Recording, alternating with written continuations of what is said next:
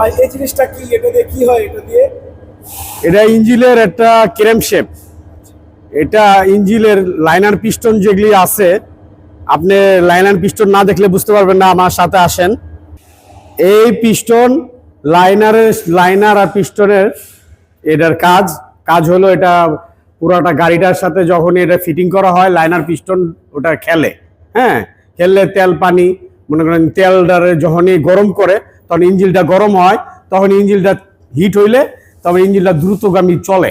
ওটা হচ্ছে তাহলে ওটার নাম হলো লাইনার, ওটার নাম হলো ক্র্যাঙ্কশ্যাফট, আর এগুলো এটা হচ্ছে পিস্টন।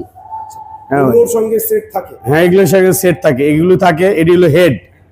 এই যে আমাদের মনে করেন আমরা মাইক্রো বাস বা বাসে ছোট ছোট হেড লাগাই, এটি হলো ইঞ্জিনের হেড, ঠিক আছে? ইঞ্জিনের হেড। কাজ কি?